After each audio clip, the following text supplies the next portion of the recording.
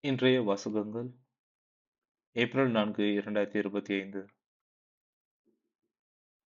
தவக்காலம் 4ஆம் வாரம் வெள்ளிக்கிழமை. முதல் வாசகம். இழிவான சாவுக்கு அவர்களை தீர்ப்பிடுவோம். சாலமோனின் ஞான நூலிலிருந்து வாசகம். இறைப்பற்றில்லாதவர்கள் தவறாக கணித்து உள்ளத்தில் பின்வருமாறு சொல்லிக் கொண்டார்கள். நீதிமான்களை தாக்க பதுங்கி இருப்போம், ஏனெனில் அவர்கள் நமக்கு தொல்லையாய் இருக்கிறார்கள். நம் செயல்களை எதிர்க்கிறார்கள். திருச்சட்டத்திற்கு எதிரான பாவங்களுக்காக நம்மை கண்டிக்கிறார்கள். நற்பயிற்சியை மீறிய குற்றங்களை நம் மீது சுமத்துகிறார்கள். கடவுளைப் பற்றிய அறிவு தங்களுக்கு உண்டு என அவர்கள் பறைசாற்றுகிறார்கள். ஆண்டவரின் பிள்ளைகள் என தங்களையே அழைத்துக் கொள்கிறார்கள். அவர்களது நடத்தையே நம் எண்ணங்களை கண்டிக்கின்றது. அவர்களை பார்ப்பதே நமக்கு துயரமாய் உள்ளது. அவர்களது வாழ்க்கை மற்றவர் வாழ்க்கையினின்று வேறுபட்டது. அவர்களுடைய வழிமுறைகள் மாறுபட்டவை. இழிந்தோர் என நம்மை அவர்கள் எண்ணுகிறார்கள்.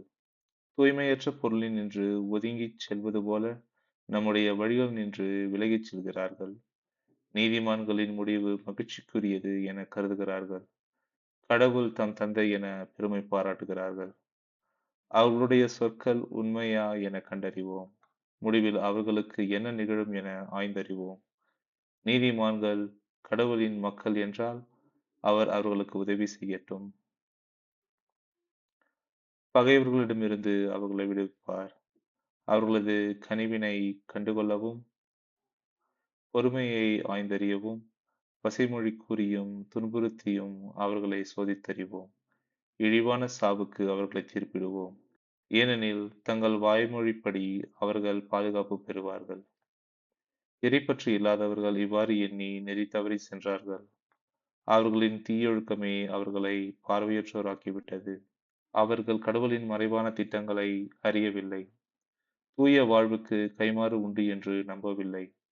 மாசற்றவர்களுக்கு பரிசு கிடைக்கும் என்று உய்த்துணரவில்லை. இது ஆண்டவரின் அருள்வாக்கு. இறைவா உமக்கு நன்றி. பதிலுரை பாடல். பல்லவி. உடைந்த உள்ளத்தார்க்கு அருகில் ஆண்டவர் இருக்கிறார். ஆண்டவரின் முகமோ தீமை செய்வோருக்கு எதிராக இருக்கிறது. அவர் அவர்களின் நினைவை உலகில் அற்றுப்போக செய்வார். நீதிமான்கள் மன்றாடும் போது ஆண்டவர் செவிசாய்க்கின்றார். அவர்களை அனைத்து இடுக்கண்களினின்றும் விடுவிக்கின்றார். பல்லவி. உடைந்த உள்ளத்தார்க்கு அருகில் ஆண்டவர் இருக்கிறார். உடைந்த உள்ளத்தார்க்கு அருகில் ஆண்டவர் இருக்கின்றார். நைந்த நெஞ்சத்தாரை அவர் காப்பாற்றுகின்றார். நேர்மையாளருக்கு நேரிடும் தீங்குகள் பல, அவை அனைத்தினின்றும் ஆண்டவர் அவர்களை விடுவிக்கின்றார். அவர்களின் எலும்புகளை எல்லாம் அவர் பாதுகாக்கின்றார். அவற்றுள் ஒன்றும் முறிபடாது. ஆண்டவர் தம் ஊழியரின் உயிரை மீட்கின்றார். அவரிடம் அடைக்கலம் புகும் எவரும் தண்டனை அடையார். பல்லவி. உடைந்த உள்ளத்தார்க்கு அருகில் ஆண்டவர் இருக்கிறார். நற்செய்தி வாசகம். இயேசுவை பிடிக்க முயன்றார்கள், எனினும் அவருடைய நேரம் இன்னும் வரவில்லை. யோவான் எழுதிய தூய நற்செய்தியிலிருந்து வாசகம். அக்காலத்தில் இயேசு கலிலேயாவில் நடமாடி வந்தார். யூதர்கள் அவரை கொல்ல வழி தேடிக் கொண்டிருந்ததால் அவர் யூதேயாவில் நடமாட விரும்பவில்லை. யூதர்களின் கூடார விழா அண்மையில் நிகழவிருந்தது. தம் சகோதரர்கள் திருவிழாவிற்கு போன பின் இயேசுவும் சென்றார். ஆனால் அவர் வெளிப்படையாக அன்றி மறைவாக சென்றார். எருசலேம் நகரத்தவர் சிலர், இவரைத்தானே கொல்லத் தேடுகிறீர்கள்? இதோ இங்கே இவர் வெளிப்படையாக பேசிக் கொண்டிருக்கிறாரே, யாரும் இவரிடம் எதுவும் சொல்லவில்லையே. ஒருவேளை இவர் மெசியா என்று தலைவர்கள் உண்மையாகவே உணர்ந்து கொண்டார்களோ? ஆனால் மெசியா எங்கிருந்து வருவார் என்பது யாருக்கும் தெரியாமல் அல்லவா இருக்கும். இவர் எங்கிருந்து வருகிறார் என்பது நமக்கு தெரியுமே என்று பேசிக்கொண்டனர். ஆகவே கோவிலில் கற்பித்துக் கொண்டிருந்த போது இயேசு உரத்த குரலில், நான் யார், நான் எங்கிருந்து வந்தேன் என்பவை உங்களுக்கு தெரியும். ஆயினும் நானாக வரவில்லை. என்னை அனுப்பியவர் உண்மையானவர். அவரை உங்களுக்கு தெரியாது.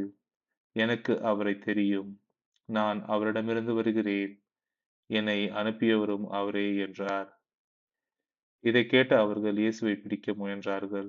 எனினும் அவருடைய நேரம் இன்னும் வராததால் யாரும் அவரை தொடவில்லை. இது ஆண்டவரின் அருள்வாக்கு. இறைவா உமக்கு நன்றி.